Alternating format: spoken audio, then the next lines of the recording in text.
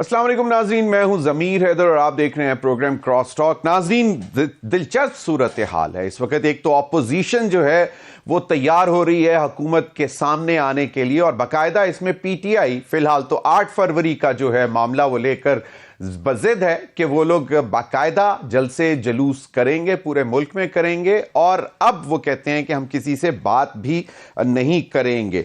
और दूसरी जानिब जजेस की अपॉइंटमेंट के हवाले से एक ऑनरेबल जजेस ने, इस्लामाबाद हाई कोर्ट के जजेस ने खत भी लिखा, लेकिन इसके बावजूद 3 जजेस सिंध से, लाहौर से और बलूचिस्तान से लेकर इस्लामाबाद हाई कोर्ट में उनको तैनात कर दिया गया, और अब उनके बेंच भी डिसाइड कर दिए गए हैं, जिस पर वकला बरादरी भी कल इस्लामाबाद में तमाम कोर्ट्स का बायकॉट कर रही है, और 10 तारीख को शायद वो प्लान कर रहे हैं कि बाकायदा इस्लामाबाद की तरफ लॉन्ग मार्च करेंगे 26वीं आईनी तरमीम के खिलाफ। अब ये सूरत हाल भी है। फिर दूसरी तरफ सहाफती बरादरी भी नाला है, नाराज है, परेशान है पीका लॉ की वजह से, और ये तमाम लोग ऑपोजिशन, जजेस, लॉयर्स, जर्नलिस्ट, ये सरापा एहतजाज हैं।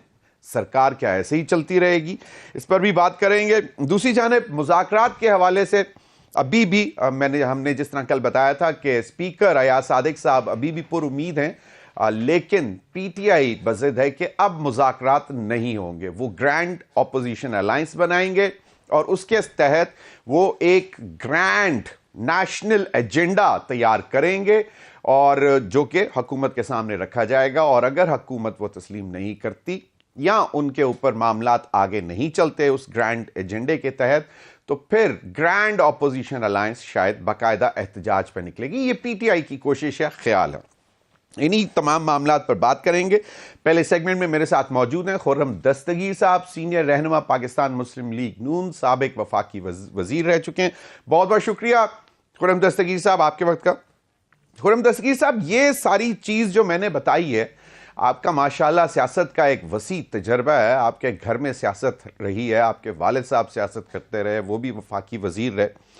ऐसे हालात पहले कभी देखे थे सर कि इतने ही तरफ से महाज खोल ले हुकूमत? जी जमीर साहब, बहुत शुक्रिया। लेकिन इससे पहले कि हम कुछ सियासत पर बात करें, हमें पहले एक दुआ करनी है। जो कल 18 हमारे सिक्योरिटी के अहलकार कलात में जिला बलूचिस्तान में शहीद हुए हैं, और उनके खानदानों से हमें इज़हार हमदर्दी करनी है, और इस अज़म का इजहार आपके तवज्जुद से पूरी कौम ने करना है कि हम इस दहशतगर्दी से जो दोबारा ऊद कर आई है उससे इंशाल्लाह मुत्तहिद होकर लड़ेंगे, और इंशाल्लाह पाकिस्तान पहले की तरह फिर कामयाबी हासिल करेगा।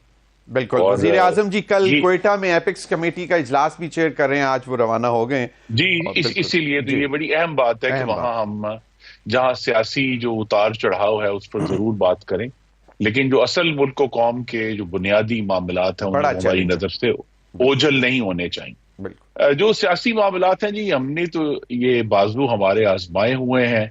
हमने इसी जमात का 126 दिन का धरना भी बुक था, जिसके दौरान इन्होंने पाकिस्तान टेलीविजन पर डंडों से के जरिए कब्जा किया, पार्लियामान का जंगला गिराया। उस वक्त भी इस्लामाबाद पुलिस के कोई 150 से ज्यादा अहलकार जो थे उनको ज़दोकोब किया, 2 अफसरों की हड्डियां तोड़ी। तो हमने इनको देखा है, फिर हमने इनको जमान पार्क के बाहर भी देखा है पेट्रोल बम फेंकते हुए, और पंजाब पुलिस की गाड़ियां जो हैं वो लाहौर नहर में डबोते हुए, और पुलिस पर डंडे लेकर, कीलों वाले डंडे लेकर हमले करते हुए। तो ये सारे जो नज़ारे हैं ये हम देख चुके हैं, और हम इनको पसपा भी कर चुके हैं। असल बात यह है कि क्या अगर तो नेशनल एजेंडा जो भी बनेगा वो वही बनेगा जो हुकूमत का एजेंडा है कि हमें पाकिस्तानियों को महंगाई से निजात दिलानी है, दहशतगर्दी से निजात दिलानी है, बिजली और गैस के महंगे बिलों से निजात दिलानी है, और हमें कोशिश करनी है कि हम सब मिलकर इन चैलेंज से निपटें, और सिर्फ अकेली वफाकी हुकूमत ये काम नहीं कर सकती। अभी जिस तरह मैंने बलूचिस्तान का जिक्र किया, इस तरह खैबर पख्तूनख्वा में भी मुस्तकिल दहशतगर्दी हो रही है, और वहां जब तक सूबाई और वफाकी हुकूमतें दोनों मिलकर ताउन नहीं करेंगी हम इस मामले से निपट नहीं पाएंगे। तो एजेंडा जरूर लेकर आए, एहतजाज जरूर करें, लेकिन अगर एहतजाज जो है वो मुतशद्दद होगा, जिस तरह 26 नवंबर को 5 रेंजर्स के अहलकार इन्होंने शहीद किए, एक पुलिस का अहलकार शहीद किया, تو پھر تو حکومت جو ہے وہ سختی سے نمٹے گی. اگر پرامن احتجاج ہوتا ہے سر جی، اور ایک گرینڈ الائنس بنتی ہے. خرم دستگیر صاحب، ایک تو معذرت سے اس دفعہ ذرا جو چیزیں ذرا مختلف اس طرح ہیں کہ وکلا برادری بھی جو ہے وہ بھی حکومت کے خلاف آ رہی ہے، 26ویں آئینی ترمیم کے خلاف آ رہی ہے. صحافتی برادری پیکا کے قانون کو لے کر پریشان ہے اور وہ اس کے خلاف احتجاج کر رہے ہیں. تو یہ ذرا ایڈڈ محاذ بن گئے ہیں اس دفعہ. یقیناً آپ کہہ رہے ہیں کہ اجازت ہے جلسے جلوس کی، لیکن محسن نقوی صاحب نے تو honourable federal minister for interior, انہوں نے کہا کہ جی کوئی چکر نہیں ہے، کوئی اجازت نہیں دیں گے، اور اگر آپ لوگ آتے ہیں جلسہ کرنے کی کوشش کرتے ہیں جہاں پہ انہوں نے درخواست دی ہے لاہور میں مینار پاکستان کی، تو پھر آپ کو جس طرح ہم پہلے نمٹتے رہے ہیں اسی طرح نمٹیں گے. تو یہ ایک پریشان کن صورتحال بن سکتی ہے. نہیں دیکھیے، پریشان کن صورتحال اس حد تک ہے کہ جیسے ابھی ایک بار پھر کیونکہ پاکستان میں کرکٹ کا ایک بہت بڑا ٹورنامنٹ ہونے جا رہا ہے اور اس کی وجہ سے ضرور ایک حساسیت موجود ہے کہ اس دوران جو ہے پوری دنیا کی نظریں ہوں گی. یہاں پر مختلف ٹیمیں کھیلنے آئیں گی، ان کے ساتھ ان کے ملکوں کے کومنٹیٹرز اور میڈیا کے لوگ آئیں گے. تو اگر انہیں پاکستان کی سڑکوں پر ہیجان نظر آتا ہے یا تشدد نظر آتا ہے تو یہ کسی بھی طرح پاکستان کے لیے اچھا نہیں ہے. تو یہ بات تو اپوزیشن نے بھی سوچنی ہے. جہاں تک وکلاء اور میڈیا کا تعلق ہے، ان کے تمام نمائندوں سے ہم پہلے بھی بات کرنے کے لیے تیار تھے، ہم اب بھی تیار ہیں. لیکن یہ نہیں ہو سکتا، اور میں بڑی وضاحت سے کہنا چاہتا ہوں کہ پاکستان کے آئین میں جو واضح طور پر اتھارٹی صدر پاکستان کو دی گئی ہے، اگر وہ اس اتھارٹی کا استعمال کرتے ہیں تو اس کے اوپر احتجاج کی وجہ جو ہے وہ پھر ہمیں ان سے بات کرنی ہوگی کہ جی آپ کے خیال میں کیا ہونا چاہیے، کہ کیا صرف جو ہیں وہ اسلام آباد کے رہنے والے یا پریکٹس کرنے والے ہی اس ہائی کورٹ کے جج بن سکتے ہیں، کہ یا یہ کیا باقی چاروں صوبوں کا کورٹ یہ نہیں ہے؟ یہ سوال اٹھے گا. اور اسی طرح جو ہے وہ کیا باقی دوسروں پر جگہوں پر جو لوگ وکالت کرتے ہیں، جس طرح ان کو ایلیویٹ کیا جاتا ہے ان کے اپنے ہائی کورٹس میں، کیا وہ ایلیجیبل نہیں ہے؟ شاید اس ساری گفتگو میں اور مشاورت میں اسلام آباد ہائی کورٹ تک پہنچنے کا جو طریقہ کار ہے اس میں کوئی بہتری اور ریفائنمنٹ آ جائے اور اس بات کی اکنالجمنٹ آ جائے. لیکن مختلف ہائی کورٹس کے ججز، آنریبل ججز جو ہیں وہ ایلیویٹ ہو کر سپریم کورٹ میں آتے رہے ہیں اور یہ پریکٹس پہلے سے موجود تھی. اور یہ جو معاملہ ابھی جو ہوا ہے اس کے اوپر 5 آنریبل ججز خط لکھ چکے ہیں کہ جی سینیورٹی کا مسئلہ ہے. پھر آپ کے اپنے جو اس ہائی کورٹ کے ججز ہیں ان کے بھی رائٹس ہیں. میں بڑے ادب سے عرض کروں گا جی، مجھے بہت احترام ہے، لیکن یہ جو خط بازی ہے اس کے ذریعے ریاست نہیں چلتی.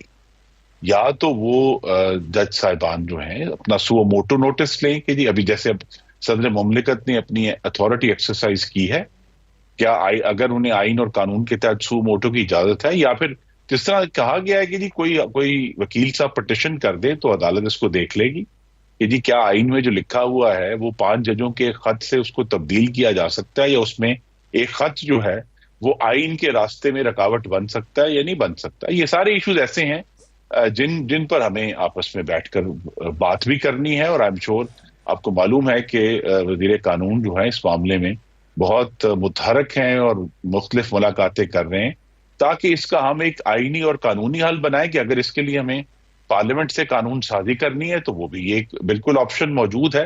لیکن یہ جو احتجاج ہے اب جبکہ 26ویں آئینی ترمیم کو ہوئے بھی آپ دیکھ لیے تقریباً اب 4 مہینے ہو گئے ہیں، تو اب اگر وکلاء برادری احتجاج کرنا چاہتی ہے وہ بھی ان کا حق ہے، اور وہ بھی اگر پرامن احتجاج کرتے ہیں تو ضرور کریں. ان کی رائے جو ہے وہ آنی چاہیے اور پارلیمان پر اس کا اثر بھی ہوگا اگر وہ پرامن احتجاج کر کے اپنی بات کرتے ہیں. جو کرٹیسزم آ رہا ہے خرم دستگیر صاحب، کرٹیسزم یہ آ رہا ہے کہ شاید کوئی سیاسی مقاصد حاصل کرنے کے لیے من پسند ججز کی تقرری کی جا رہی ہے مختلف ہائی کورٹ سے لا کے اسلام آباد ہائی کورٹ میں. تو ایک صاحب آپ نے بڑا نازک معاملہ چھیڑ دیا ہے. اگر تو ججز اصل میں آپ کے سامنے کھل کر بات کروں، اگر ججز کے اپنے چیمبرز کے وکلاء جو ہیں وہ ایلیویٹ ہوتے ہیں تو وہ کوئی سیاسی مقصد ظاہر ہے نہیں ہے، چونکہ ان کے اپنے ہیں. وہ اگر ان کے ساتھیوں کے ریکمینڈ کیے ہوئے لوگ جو ہیں وہ ایلیویٹ ہوتے ہیں جیسے کہ ہوتے رہے ہیں اور ہو رہے ہیں 2007 کے بعد سے بڑی تعداد میں، تب ٹھیک ہے. لیکن اگر حکومت وقت جو ہے اپنی ایگزیکٹو اتھارٹی اپنا استعمال کرتی ہے تو پھر کہتے ہیں جی اس کے تو سیاسی مقاصد ہیں. دیکھیے ایگزیکٹو پاکستان کا اس نے آئین کے تحت چلانی ہے, اس کے موٹیوز کے اوپر, اس کے جو مقاصد ہیں اس کے اوپر بہت بحث ہو سکتی ہے. اصل سوال یہی ہے کہ اب صدر مملکت نے جو کل اپنا ایکسرسائز آف اتھارٹی کیا ہے آئین کے تحت, اس پر لوگ سوال اٹھائے نا جی کہ جی یہ جو ہے یہ آئین کے تحت درست نہیں تھا.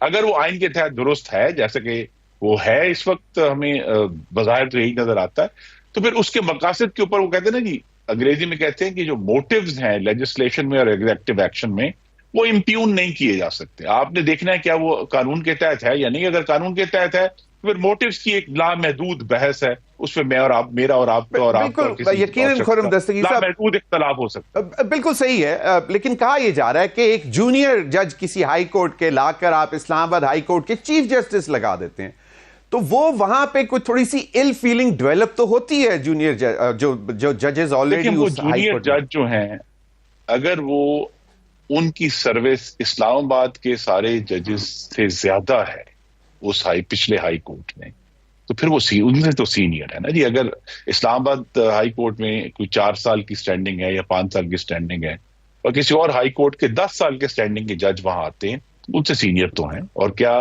اب اس پہ بھی میرے تو خیال میں ہم بہت سارے معاملات میں ایشوز کو خالی چھوڑ دیتے ہیں, اور یہ حکومت وقت کو اور تمام سیاسی جماعتوں کو سوچنا چاہیے کہ کیا ان تمام ایشوز کے اوپر اب وقت نہیں آ گیا کہ اس پر ایک سنجیدہ لیجسلیشن کی جائے ان سارے معاملات پر, تاکہ واضح ہو جائے کہ کس کا کیا طریقہ ہے اور کس کا کیا استحقاق ہے. ورنہ یہ بحث چلتی رہے گی اور اس کا کوئی اینڈ نہیں ہے. ایگزیکٹو نے, صدر مملکت نے اپنی جو ہے ثوابدید کا آئین کے تحت سر اس طرف بھی چلتے ہیں, اور وہ ہم چلیں گے آگے.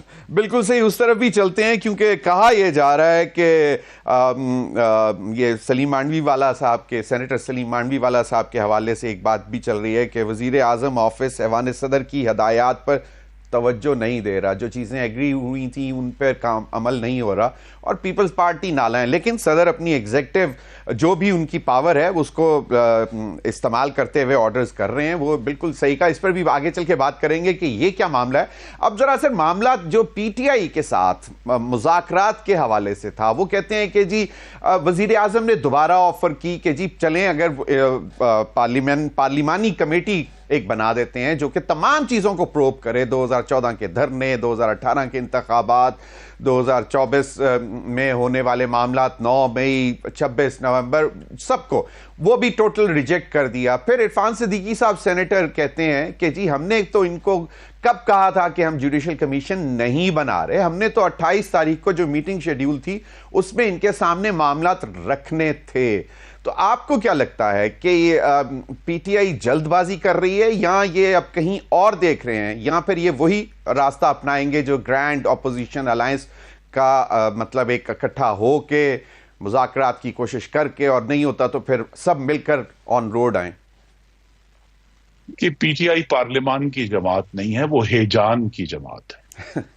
اور وہ ان کی کوشش یہی ہے کہ ہر وقت یہاں انتشار ہیجان نفسا نفسی رہے, جس کے اندر سے وہ اپنے اقتدار کا راستہ تلاش کر سکے.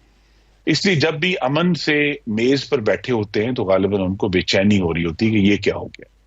حالانکہ آج سے 10 سال پہلے انہی دنوں میں ضمیر صاحب, آپ بھی اس کے شاہد ہیں, مسلم لیگ نون کے اور پی ٹی آئی کے مذاکرات ہوئے تھے. غالباً اس وقت پی ٹی آئی میں کم اجلت والے لوگ تھے جنہوں نے 3 مہینے بیٹھ کر ٹی او آر سیٹ کیے, اور پھر وہ ٹی او آر جو ہیں وہ سپریم کورٹ میں گئے. شاید ان کو یہ بھی تجربہ ہے کہ جب ہم امن سے بیٹھ کر بات کرتے ہیں تو پھر جب بھی ایشوز اصولوں پر آئیں گے تو وہاں پھر پی ٹی آئی ناکام ہو جاتی ہے, جس طرح 10 سال پہلے ناکام ہوئی تھی. وہ کہتے تھے ہمارے پاس ویگنے بھر بھر کے ثبوت ہیں, وہ سپریم کورٹ نے سارے ردی کر دی اور کہہ دیا کہ 2013 کا جو الیکشن تھا اس میں کوئی منظم دھاندلی نہیں ہوئی. یہاں بھی وہ ثبوت اور شواہد سے فرار حاصل کر رہے ہیں. ان کی جو بھی ڈیمانڈ ہے, اور میں کلیئرلی کہنا چاہتا ہوں کہ ہم نمبر 1 9 مئی کے اوپر تو کمیشن نہیں بنے گا.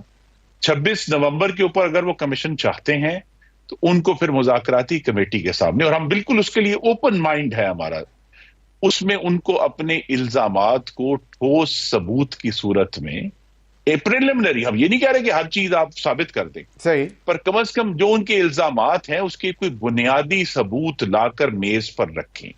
ان کی کوشش یہ ہے کہ ہم صرف میڈیا کے ذریعے ایک دھند پھیلا دیں شک کی، اور کہ جی خون بہ گیا اور یہ ہو گیا، اور اصل ہم بات نہ کریں، اور جب کمیشن بن جائے اس کے اندر بھی ایک دھندی پھیلی رہے گی. لہٰذا ہم بالکل تیار ہیں، پرووائڈیڈ اگر ان کے پاس کوئی پریلیمنری ہے، میں کہہ رہا ابتدائی شواہد تو کم از کم میز پر لا کر رکھے نا، جس کو پھر ہم اس ٹی او آر کی شکل دے سکیں جو پھر بعد میں جوڈیشل کمیشن کے پاس جا سکے. اسی طرح صرف الزامات کی دھند کے اوپر تو کمیشن نہیں بنے. نہیں، لیکن اگر بنا بھی دیتے سر کمیشن تو اس میں کیا فرق پڑ جاتا؟ کوئی اتنا کوئی مسئلہ تو نہیں ہے، آن گوئنگ کیسز کے اوپر بھی کمیشن بنتے ہیں. آپ کو کیا لگتا ہے کہ حکومت نے کمیشن نہ بنا کر غلطی کی یا ٹھیک کیا؟ جی، حکومت نے ابھی تک غلطی نہیں کی. حکومت کے سامنے مثلا دیکھیں نا، میں اگر آپ کے سامنے کھل کر رکھ دیتا ہوں، جتنے بھی ان کے الزامات ہیں ہمیں یہ بتا دیں کہ کتنے کارکنوں کی شہادت کی انویسٹیگیشن کرنی ہے کمیشن. ابھی تک وہ نمبر ہمارے سامنے نہیں ہے. کبھی 3، کبھی 11، کبھی 211، کبھی 511، ہمیں نہیں معلوم. تو لہذا کم از کم کہیں تو آ کر وہ جو اصل بات ہے، ہم عوام کے نمائندے ہیں، ہمیں عوام کے سامنے حقائق اور سچ رکھنا ہے، اس کا جو ہے حدود اربا تو تعین کر دیں. خرم دستگیر صاحب، عرفان صدیقی صاحب کہہ رہے تھے کمیشن کے لیے. صحیح، عرفان صدیقی صاحب نے کہا کہ ہم نے انکار نہیں کیا تھا، ہم نے 28 تاریخ کو جو ملاقات کرنی تھی اس میں چیزیں سامنے رکھنی تھی. جی، میں بھی بالکل وہی بات کر رہا ہوں جو صدیقی صاحب کر رہے ہیں. میں نے صرف بات تھوڑی سی کھول دی ہے. صحیح، ٹھیک. اگر ہم نے جس چیز کی، جس بنیاد پر، جس کے لیے میں اگر آپ کے ناظرین کو سمجھا پاؤں، جس کی وجہ سے پچھلی دفعہ 3 مہینے نیگوسیشن ہوئی تھی، اسی بات پر کہ پریسائسلی آپ نے کاغذ پر لکھنا ہے کہ جو جوڈیشل کمیشن بنے گا اس کی اتھارٹی کیا ہے، اس نے کس چیز کی. یہ دیکھیں، ہم نے اس جوڈیشل کمیشن نے میڈیا کی خبروں کی یا یوٹیوبرز کی یوٹیوبنگ کی ہم نے انویسٹیگیشن نہیں کرنی. ہم نے ان کا الزام بڑا سنجیدہ ہے اور لہذا اس کو سنجیدگی سے لینا چاہتے ہیں. لیکن اگر وہ اس کو صرف دھن تک رکھنا چاہتے ہیں یا صرف جو ہے وہ حکومت کی کن پٹی پر پستول رکھ کر مذاکرات کرنا چاہتے ہیں، تو یہ نہ ہی سیاسی طریقہ ہے، نہ ہی جمہوری طریقہ ہے. سر، لیکن اب یہاں پہ معاملہ کچھ ایسا ہے کہ اگر تحریک انصاف 8 فروری کے روز ایک پرامن جلسہ کرنا چاہتی ہے، چلیں اگر آپ سمجھتے ہیں کہ جی جہاں پہ وہ چیمپئنز ٹرافی کے معاملات ہیں وہاں پہ کہیں اور، تو وہاں پہ بھی محسن نقوی صاحب، اور آج ہی میں دیکھ رہا تھا وہ جنید اکبر صاحب جو ہیں، جو صدر بنے ہیں کے پی کے، پی ٹی آئی کے، اور پبلک اکاؤنٹس کمیٹی کے چیئرمین بنے، انہوں نے کہا کہ اس دفعہ ہمیں ڈرائیں نہ، اب ہم جو ہیں بالکل پوری تیاری سے، اور اب ہم کسی سے کوئی بات نہیں کریں گے اور ہم سیدھے آئیں گے، چڑھیں گے، چڑھائی کریں گے اسلام آباد پر. دیکھیے نا جی، پھر ایشوز تو اٹھیں گے کہ اگر ایک صوبہ جو ہے وہ، اگر جنید صاحب نے کچھ پہلے سے احتیاط کی ہے، لیکن اگر ایک صوبہ اپنے وسائل استعمال کرتے ہوئے، سرکاری وسائل استعمال نہیں، وہ انہوں نے وہ اس دفعہ سر معذرت سے خرم دستگیر صاحب، جنید اکبر صاحب نے کہہ دیا ہے کہ اس دفعہ ہم کے پی کی سرکار سے اس لیے میں نے انہوں نے احتیاط کی ہے اس دفعہ. لیکن بہرحال ہم نے یہ اس لیے میں نے آپ کے ناظرین کے لیے کہہ دوں کہ یہ بھی بازو ہمارے آزمائے ہوئے ہیں. یہ 31 اکتوبر 2016 کو بھی اسی طرح حملہ آور ہوئے تھے اور ہم نے انہیں اٹک پل پر پسپا کیا تھا، بڑی گمسان کا رن ہوا تھا تب بھی. تو لہذا یہ بار بار آتے ہیں اور انتشار میں اپنے اقتدار کا راستہ بناتے ہیں. اور یہ میں ضرور جاننا چاہتا ہوں کہ اس سارے عمل میں خیبر پختونخوا میں رہنے والے میرے بھائیوں اور بہنوں کی فلاح کدھر ہے، جس کی ذمہ داری اس ووٹ کے ساتھ آئی ہے جو 8 فروری کو ہمارے بھائیوں اور بہنوں نے ان کو دیا تھا، اپنی زندگیاں بہتر کرنے کے لیے، اپنے بچوں کا معاشی مستقبل سنوارنے کے لیے، امن و امان کے لیے، تعلیم کے لیے، صحت کے لیے. وہ سب چیزیں تو گم ہی ہو گئی ہیں کہ یہ ایک کی جو ہے وہ بس حملہ کرنا ہے، ہم نے بار بار جو ہے انتشار پھیلانا ہے. اور اگر مستقل انتشار کی پالیسی ہے، مجھے آپ بتائیے کہ کیا اگر یہ تمام جو انتشار یہ پھیلانا چاہتے ہیں، کیا کسی ایک رینجر یا ایک پولیس مین کی زندگی سے زیادہ قیمتی ہے؟ یہ قیمتی نہیں ہے. پچھلی دفعہ 5 رینجر اور 1 پولیس مین جو شہادت ہے اس کے یہ ذمہ دار ہے. اس کے اوپر سر ویسے مکسڈ سٹیٹمنٹس آ رہی ہیں کہ وہ غلطی شاید ان کی اپنی تھی. جی وہ تو کبھی نہیں مانیں گے نا جی. دیکھیے جو سیاسی جماعت اس طرح انتشار پھیلا رہی ہے وہ تو 9 مئی سے پھر چکے کہ جی ہم نے ریڈیو پاکستان پشاور کو آگ نہیں لگائی, ہم نے مویشی منڈی پشاور کو آگ نہیں لگائی, ہم نے جنا ہاؤس کو آگ نہیں لگائی, یہ تو فالس فلیگ آپریشن تھا, یہ تو انہوں نے خود کروایا, ہم نے جو ہے شہیدوں کی یادگاروں. تو لہذا وہ تو یہ جو گفتگو ہے سیاسی الزامات اور سیاسی جواب یہ جاری رہے گا. اصل ایشو یہ ہے کہ ملک کو ہم جس کی وجہ سے مذاکرات کی ٹیبل پر بیٹھے تھے اور آج بھی بیٹھے ان کا انتظار کر رہے ہیں کہ ملک کو ہمیں وہ سیاسی استحکام دینا ہے جس کے ذریعے جو معاشی استحکام بہت مشکل سے حاصل کیا گیا ہے اسے ہم آگے لے کر جا سکیں اور اپنے نوجوان مرد و خواتین کے لیے نیا روزگار پیدا کر سکیں. بالکل صحیح. خرم دستگیر صاحب, حکومت آپ نے کیونکہ بہت سی کی اکنامک منسٹریز کو بڑا غور سے چلایا بھی ہے, دیکھا بھی ہے, اور آپ کی خود بھی بڑی نظر ہوتی ہے, آپ سمجھتے ہیں کہ معاشی استحکام آ گیا ہے یا صحیح راستے کے اوپر چل پڑے ہیں جہاں سے الٹیمیٹلی معاشی استحکام آ جائے گا؟ جی دیکھیے جو تو ہمارے لائف ٹائم میں ربیع صاحب آپ بھی اس کے بہت کونا مشق آبزرور ہیں کہ پاکستان میں سب سے بڑا جو بحران اٹھتا ہے جو پھر باقی بحرانوں کو جنم دیتا ہے وہ ہمارا ایکسٹرنل اکاؤنٹ ہے. ایکسٹرنل اکاؤنٹ الحمدللہ سٹیبلائز ہوا ہے. اب وہ اس کی جو حساسیت ہے وہ اپنی جگہ پر موجود ہے, لیکن بہرحال اب ہم کہہ سکتے ہیں کہ پچھلے کم از کم 15 ماہ سے تو ڈالر ریلیٹیولی ایک نیرو بینڈ میں ایگریڈ. لیکن سر میاں نواز شریف صاحب کی خاموشی اب ذرا طول پکڑ گئی ہے, اور دوسرا یہ کہ سر آپ کی ملاقات لاسٹ ٹائم کب ہوئی؟ جی ان کی بہت شفقت ہے, انہوں نے مجھے اپنے پوتے کے ولیمے پر مدعو کیا تھا, میری ان سے وہاں ملاقات ہوئی ہے دسمبر کے آخر میں. تو ان کی بہت مہربانی ہے کہ انہوں نے مجھے دعوت دی, بڑے کم لوگ اس دعوت میں موجود تھے, تو لہٰذا میری ان سے ملاقات ہوئی. لیکن جو سیاسی معاملات کے اوپر مشاورت ہے اس کی ضرورت ابھی اپنی جگہ پر موجود ہے کیونکہ بہت سارے چیلنجز ہیں. لیکن اس وقت چونکہ میری ان سے اس ایشو پر بات نہیں ہوئی تو میں صرف کیا سرائی کر سکتا ہوں کہ ان کی سوچ یہی ہے کہ شہباز شریف صاحب کو اور مریم نواز کو ایک مکمل فری ہینڈ دیا جائے کہ وہ جس طرح حکومتیں چلانا چاہ رہے ہیں ان کو وہ ایک ذاتی طور پر مشاورت کریں, لیکن ابھی وہ پبلکلی آ کر اپنی دونوں حکومتوں تو آپ کے کوئی بات نہیں کر رہے. سر آپ کے ذاتی طور پر گلے شکوے ختم ہوئے یا نہیں؟ جی میرا شکوہ ذاتی کبھی بھی نہیں تھا. میرا شکوہ یہی تھا کہ ہمیں 21ویں صدی کے مطابق اپنی جماعت کو دوبارہ ری آرگنائز کرنا ہے. اس کے جو جس طریقے سے ہم اپنے ووٹروں تک پہنچتے ہیں اس کا جو کمیونیکیشن کا ابلاغ کا طریقہ ہے اس کو بہتر کرنا ہے, جو نوجوانوں تک آؤٹ ریچ کیسے کرنی ہے, اور زیادہ جو آئی تھنک جس کی طرف ہم کم توجہ دیتے ہیں سب لوگ وہ یہ ہے کہ پاکستان کی جو وفاقیت ہے جو چاروں صوبوں کی آپس میں ہم آہنگی ہے ہاں اس کو ساتھ لے کر چل رہے ہیں. اور اب جو 2 اور صوبے بھی ہم انہیں صوبے ہی کہنا چاہیے, آزاد جموں کشمیر اور گلگت بلتستان, ان کو کس طرح میں اپنے پورے دھارے میں لے کر آنا, یہ اس طرح کے ایسے چیلنجز ہیں بالکل صحیح جو علیحدہ مشاورت کے اور مستقبل کی پیش بندی کا تقاضا کر رہے ہیں. بالکل سر کوئکلی سر بہت سنگل لائنر جواب چاہیے sir. P M L N اور Peoples Party strange bedfellows, یہ اتحاد آپ کو چلتا نظر آ رہا ہے جس طرح میں نے پہلے بات کی کہ کچھ گلے شکوے پیپلز پارٹی کی طرف سے آ رہے ہیں؟ جی الحمدللہ اگلے الیکشن تک یہ اتحاد جاری رہے گا. بہت بہت شکریہ خرم دستگیر صاحب آپ کے وقت کا. ناظرین ابھی وقت ہوا ایک بریک کا, بریک کے بعد حاضر ہوں گے تو مزید سیاسی منظرنامے پر نظر ڈالیں گے اور ہمارے ساتھ ہوں گے اینالسٹ. اسٹے ود اس.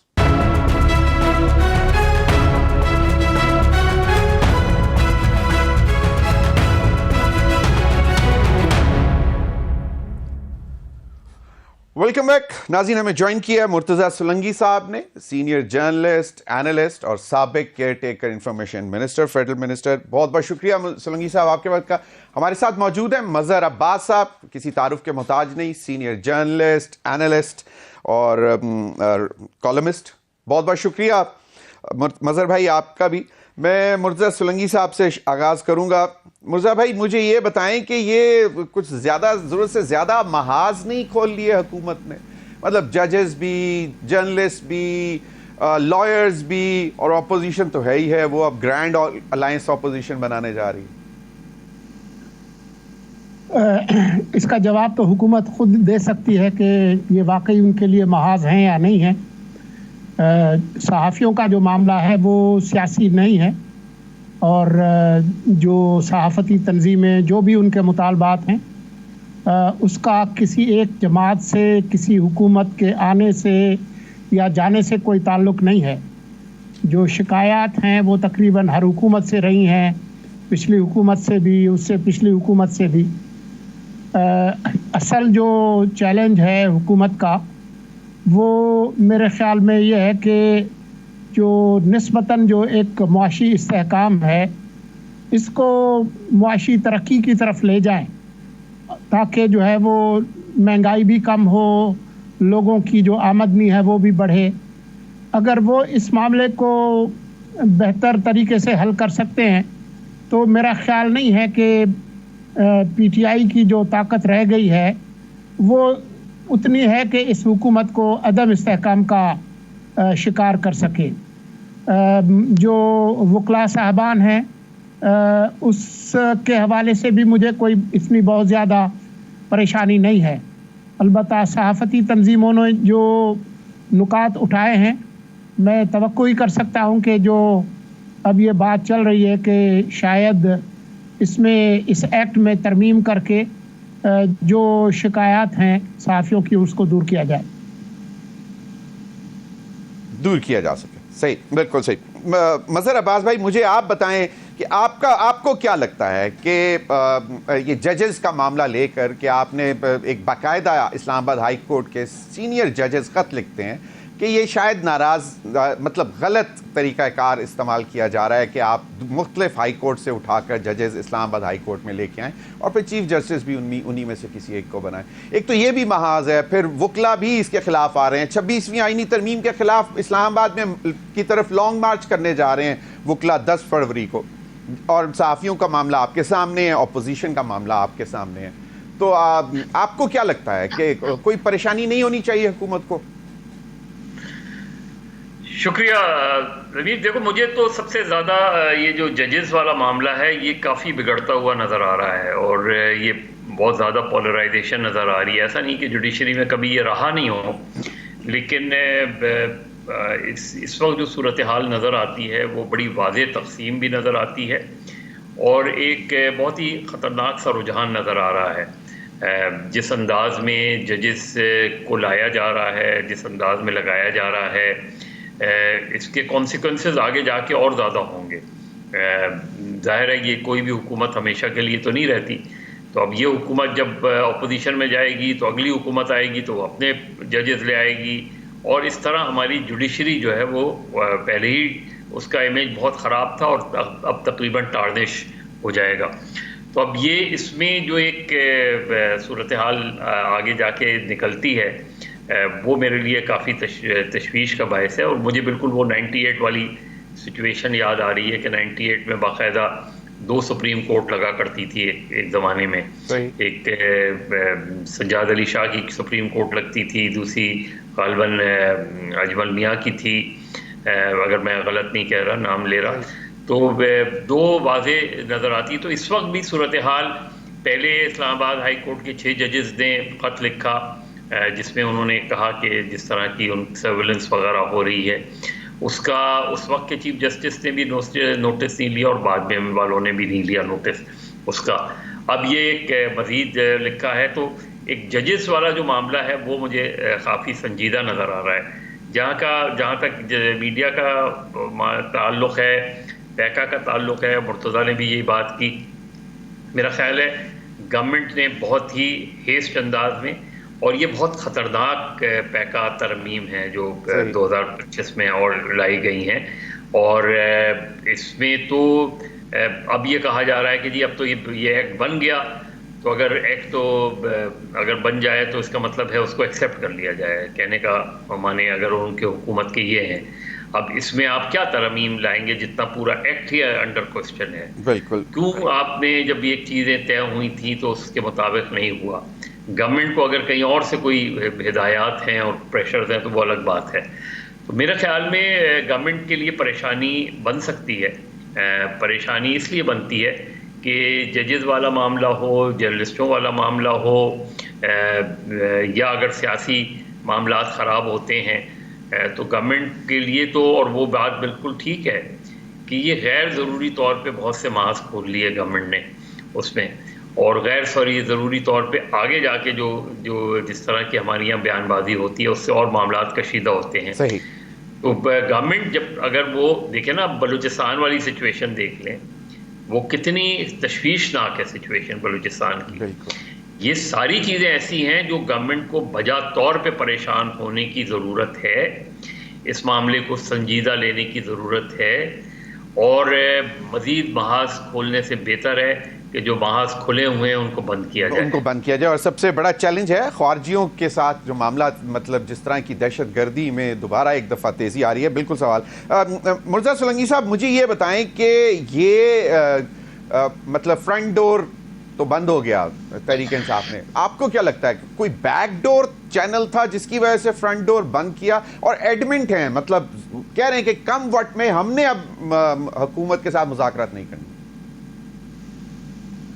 دیکھیں، یہ پی ٹی آئی کے جو بدلتے رنگ ہیں ان کو اگر آپ کوئی مستقل کیفیت سمجھ رہے ہیں تو پھر وہ آپ کا معاملہ ہے. میرا نہیں خیال ہے کہ پی ٹی آئی جس جماعت کا نام ہے اس میں مستقل مزاجی اور اصول پسندی کا کوئی دور دور تک کوئی واسطہ ہو.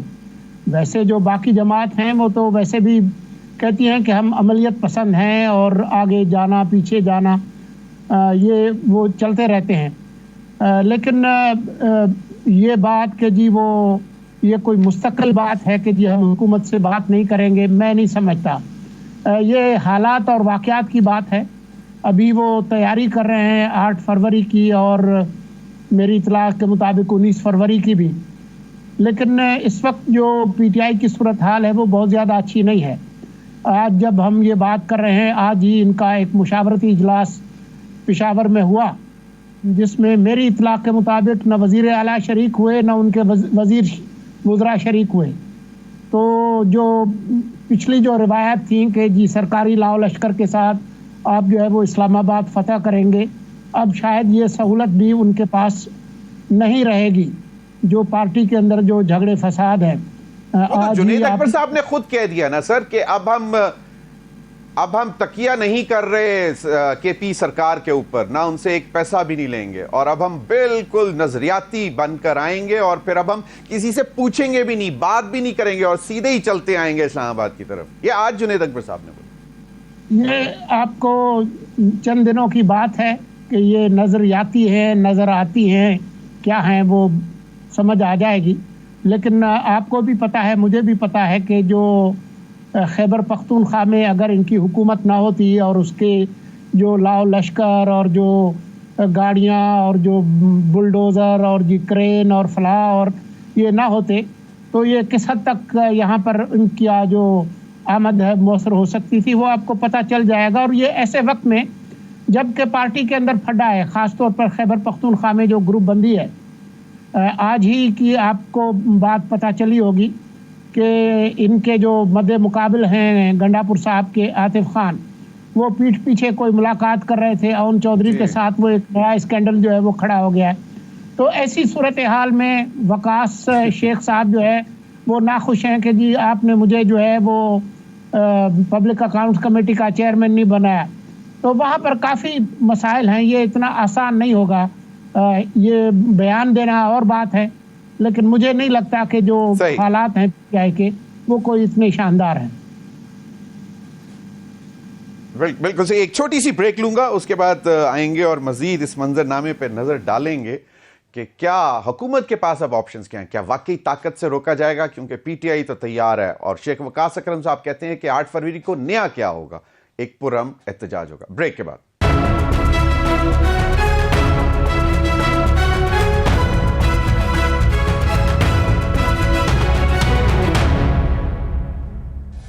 ویلکم بیک ناظرین. مظہر عباس بھائی، مجھے ایک بات بتائیں کہ اب آپشن حکومت کے پاس کیا ہے، کہ بس سختی، طاقت، یا کہیں کہ جی چلیں کوئی جگہ لے لیں وہاں جلسہ کریں 8 فروری کے حوالے سے، تو اب شاید مولانا فضل الرحمان صاحب JUI فے بھی، کیونکہ ان کے بھی گریونسز ہیں، پیپلز پارٹی کے اپنے گریونسز ہیں، تو سارے اگر کوئی نہ کوئی اپنا جلسہ احتجاج ریکارڈ کرانا چاہتے ہیں تو حکومت کو کس طرح ہینڈل کرنا چاہیے؟ دیکھیے، اگر ہم حکومت میں مسلم لیگ نون کو لیں تو مسلم لیگ نون کے سامنے سب سے بڑا چیلنج ہے پرفارمنس، اور صرف پرفارمنس ہی نہیں، مریم نواز صاحبہ کی روز جو ہے وہ ویڈیوز آتی ہیں، روز وہ نظر آتی ہیں کہیں نہ کہیں ایکٹیویٹی کرتے ہوئے، لیکن وہ حکومتی ایکٹیویٹیز ہیں. جو پارٹی ہے، پارٹی نظر نہیں آ رہی کہ پارٹی کدھر ہے، مسلم لیگ نون کدھر ہے، کیونکہ سیاست میں پارٹی کی اہمیت ہوتی ہے. اور ظاہر ہے مسلم لیگ نون کے لیے سب سے بڑا چیلنج پنجاب میں ہے کہ پنجاب میں وہ PTI کا مقابلہ کیا صرف ریاستی جبر سے کرنا چاہتے ہیں. اگر صرف ریاستی جبر سے کرنا چاہتے ہیں تو یہ پائیدار نہیں ہوگا. ایک طرف ان کو اپنا سیاسی کام ان کا نظر آنا چاہیے، دوسرا پرفارمنس کا. اب آپ نے چلیں اکتوبر سے اب ہمارا فروری آ گیا ہے، بلدیاتی الیکشن اوور ڈیو ہیں، تو بلدیاتی الیکشن کرا کے ابھی نہیں، آپ 2-3 مہینے بعد کرا کے اپنی پاپولیرٹی کو ٹیسٹ کر سکتے ہیں کہ بلدیاتی الیکشن میں ان کی پرفارمنس جو پچھلے 1 سال میں ہوئی ہے اسے لوگوں نے کس طرح لیا ہے. امتحان اسی طرح ہوتا ہے کہ آپ، کیونکہ ابھی الیکشنز میں اگر وقت ہے، تو سیاسی طور پہ مجھے مسلم لیگ نون ایکٹیو نظر نہیں آ رہی. حکومت ضرور ایکٹیو ہے، پارٹی ایکٹیو نظر نہیں آ رہی. یہی صورتحال سندھ میں پیپلز پارٹی کی ہے کہ سندھ میں جو ہے ظاہر ہے ان کے سامنے کوئی بہت بڑا سیاسی چیلنج تو نہیں ہے، لیکن میں نے پھر یہ کہا کہ جو حکومت کے لیے سب سے بڑا چیلنج ہے، کیونکہ پولیٹیکل انگیجمنٹ بہت ضروری ہوتی ہے گورنمنٹ کے لیے، کہ پولیٹیکل اسٹیبلٹی کے لیے.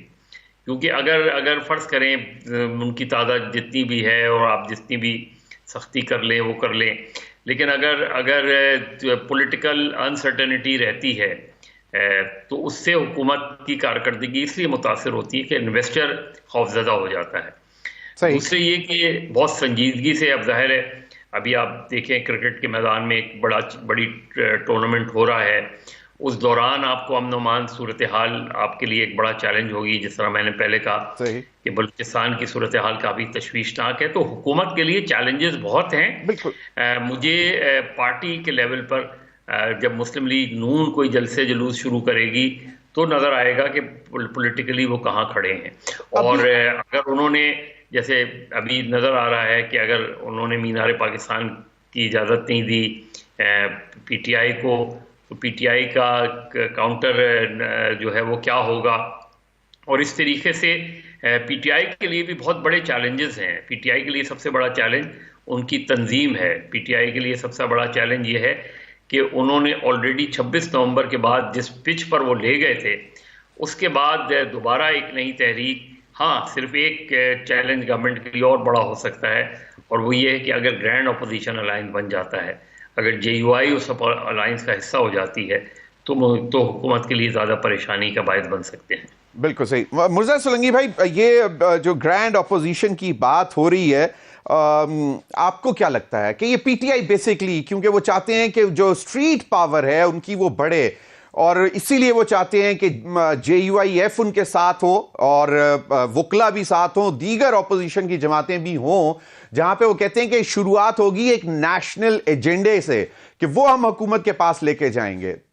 تو اگر نہیں ہوتا تو پھر ہمیں اسی پورے گرینڈ الائنس کو سب کو ملا کر ہمیں اسٹریٹ میں لے کے آنا ہے. تو آپ کو کیا لگتا ہے کہ یہ چیلنج ہے PTI کے لیے، یا صاحب آ جائیں گے ان کے ساتھ بڑے ہنسی خوشی بیٹھ جائیں گے؟ مستقبل میں بھی بن سکتے ہیں، PTI بھی بنا سکتی ہے، لیکن اس میں ایک مشکل ہے، اور وہ مشکل وہ صاحب ہیں جو کہ اڈیالہ میں بیٹھے ہیں. ان کا جو مزاج ہے وہ جمہوری نہیں ہے. وہ نہ اپنی پارٹی میں جمہوریت چاہتے ہیں، نہ کوئی ہے.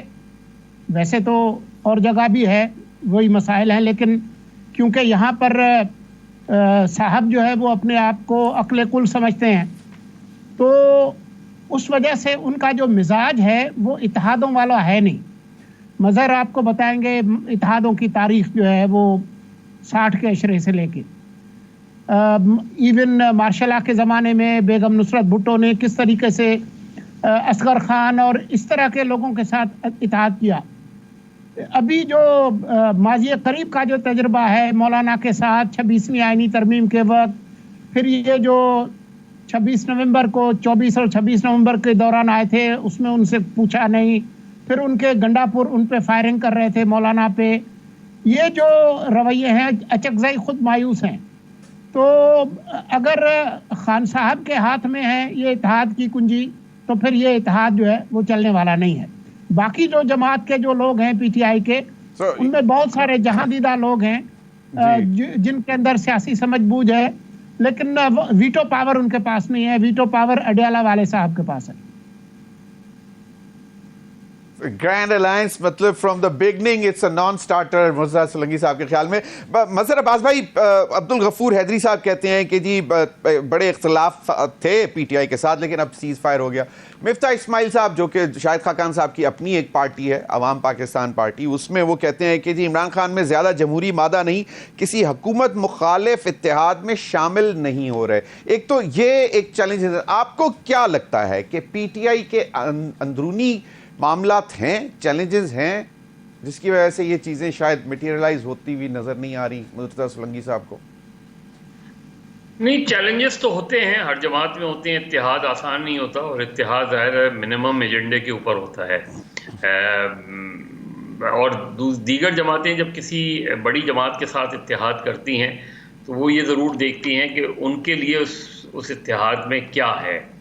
और JUI और मौलाना फजलुर रहमान इस वक्त एक हुकूमत और अपोजिशन के दरमियान एक मीडिएटर का रोल प्ले कर सकते हैं, जो कि वो नहीं कर रहे। और जो मीडिएटर ज़ाहिर है क्योंकि उनकी जो इस वक्त मुस्लिम लीग नून है, पीपल्स पार्टी है, माजी में वो उनके इत्तेहादी रहे हैं, बल्कि मौलाना ने PDM को लीड किया था। तो उसके बाद वो नाराज़ हुए मुस्लिम लीग नून से भी, और ज़्यादातर आसिफ अली जरदारी के साथ उनकी नाराज़गी रही, जो किसी हद तक अब भी कहीं ना कहीं बरकरार नज़र आती है। तहरीक इंसाफ को के मिजाज को वो समझते हैं मौलाना अच्छी तरह, लिहाजा मुश्किल तो है। लेकिन मैंने कहा हुकूमत के लिए बड़ा चैलेंज ये होगा कि अगर ये इत्तेहाद बन जाता है, चाहे वो मिनिमम पॉइंट्स पे बने, किस पॉइंट बने, तो गवर्नमेंट के लिए परेशानी खड़ी हो सकती है। अगर ये इत्तेहाद बन जाता है और उसकी क़यादत मौलाना करने लगते हैं, तो ये गवर्नमेंट के लिए एक परेशानी का बायस बन सकती है सूरत हाल। अब उस इत्तेहाद में अचकज़ई, अख्तर मैंगल और इनके सिवा और कौन आएगा वो अलग बात है। तो पीटीआई के लिए भी एक बड़ा चैलेंज है। सोलो फ्लाइट वो करके देख चुके हैं, सोलो फ्लाइट में उनको नाकामी हुई उसमें, और अब वो जाहिर है इसीलिए ग्रैंड अलायंस की तरफ जा रहे हैं। बिल्कुल हुकूमत तो ये चाहेगी कि वो ग्रैंड अलायंस ना बने किसी तरह, सही, चाहे किसी लेवल पर हो। लेकिन अगर वो बन जाता है तो चैलेंजेस बढ़ जाएंगे गवर्नमेंट के। अगर नहीं बनता तो सोलो फ्लाइट को निस्बतन वो आसानी से टैकल कर सकते हैं। बिल्कुल, अगले रोज कह रहे थे कि कोई ग्रैंड नेशनल एजेंडे की तैयारी के लिए जो कि हुकूमत के सामने लेके जाए, उसके लिए तो बैठ सकते हैं, लेकिन अगर कोई स्ट्रीट एहतजाज की तरफ लेकर जाना चाहता है तो शायद वो अपनी सोलो फ्लाइट्स रखेंगे। मजहर भाई, एक जो चीज़ है कि इस वक्त बानी चेयरमैन पीटीआई के पास क्या ऑप्शंस हैं, किस तरह वो बाहर आ सकते हैं? ये बैकडोर चैनल है, नहीं है, इस पर भी कंफ्यूजन है। हुकूमत कहती है पहले था अब नहीं है, पीटीआई कहती है कि जी पहले भी नहीं था अभी भी नहीं था, उन्हीं में से कुछ कहते हैं कि अभी भी है, बैकडोर है। देखिए, कम है ऑप्शन, और ये बात तो है कि जो उनके बारे में आम तौर पे असेसमेंट थी हुकूमती जमातों की और बहुत से हमारे लीडरों की, पीपल्स पार्टी और नून के, कि ये 2 दिन भी 4 दिन भी जेल में नहीं रह सकेंगे, वो तो गलत साबित हुई। उन्होंने बहरहाल 1.5 साल जेल में अब तक गुजार लिए हैं। वो एक रोज़ के लिए भी किसी अस्पताल में एडमिट नहीं हुए, जिस तरह हमारे बहुत से सियासी रहनुमा हो जाते हैं, एडमिट होते हैं। तो ये वो चीज़ें, दूसरे ये कि वो उनके लिए ज़रूर परेशानी का बायस है कि हर रास्ता जो है वो उनके लिए बंद होता जा रहा है। जुडिशरी के रास्ते भी महदूद नज़र आ रहे हैं उनको, और सियासी मामलात भी महदूद नज़र आ रहे हैं। कोई बड़ी तहरीक नहीं चलने की वजह से भी उनके लिए परेशानी का बायस है। लेकिन बहरहाल अपनी ज़ात के हवाले से ये वो ज़रूर है कि वो उस लिहाज से डिटर्मिन्ड हैं, और गवर्नमेंट शायद उनकी उससे डिटर्मिनेशन को सही मानों में असिस्ट नहीं कर पाई। तो बिल्कुल बानी तहरीक इंसाफ इमरान खान साहब के पास के सामने ऑप्शंस बहुत ज़्यादा नहीं हैं। اب آپشن نہ ہونے کا مطلب یہ کہ اب وہ جو ان کا 190 ملین کا کیس ہے اس کی اپیل کس کورٹ میں لگے گی اور کس بینچ کے سامنے لگے گی. کیونکہ میں نے جس طرح کہا کہ اب اور کئی سالوں سے ہم یہ دیکھ رہے ہیں کہ عدالتوں میں جو مقدمات لگتے ہیں ان مقدمات کو میرٹ کی بنیاد پہ ہم نہیں دیکھتے, ہم دیکھتے ہیں کہ وہ کس بینچ کے سامنے لگے گا, اور اس سے ہی اندازہ ہو جاتا ہے. تو مشکلات تو ہیں ان کے لیے اور آپشن بہت زیادہ نہیں ہے بانی پی ٹی آئی کے پاس. صحیح. مرزا سلگی صاحب, ویری بریفلی, بیک ڈور تھا, ہے یا نہیں ہے, یا ابھی بھی ہے؟ دیکھیں, جو ریاست ہوتی ہے اور جو ریاست کے ادارے ہوتے ہیں وہ انگیجمنٹ کی حد تک دہشت گردوں کے ساتھ بھی ان کی انگیجمنٹ ہوتی ہے. اس کا مطلب یہ نہیں ہوتا کہ ان کے ساتھ کوئی مذاکرات ہو رہے ہیں, کوئی ڈیل ہو رہی ہے. تو مجھے حیرانی ہوگی اگر خان صاحب اور اس کے قریبی لوگوں کے ساتھ کسی لیول پہ انگیجمنٹ نہ ہو. لیکن کیا ایسے حالات ہیں کہ خان صاحب کے ساتھ جو ہے وہ فوری طور پر کوئی ارینجمنٹ ہو جائے, وہ باہر آ جائیں؟ جو ان کا مزاج ہے اور جو ان کے سامنے چیزیں رکھی گئی ہیں کہ وہ 9 مئی پر معافی مانگیں پبلکلی اور ایک سیاسی جماعت کے طور پر ایکٹ کریں, میں نہیں سمجھتا کہ خان صاحب اس کے لیے تیار ہوں گے. اور اسی وجہ سے مجھے نہیں لگتا کہ وہ کسی طور پر ان کے ساتھ کوئی ارینجمنٹ, کوئی ڈیل ہونے والی ہے. صحیح. بہت بہت شکریہ مرتضیٰ سولنگی صاحب, مظہر عباس صاحب, آپ دونوں کا. ناظرین, اب تک کے لیے اتنا ہی, اجازت دیجیے. اللہ حافظ.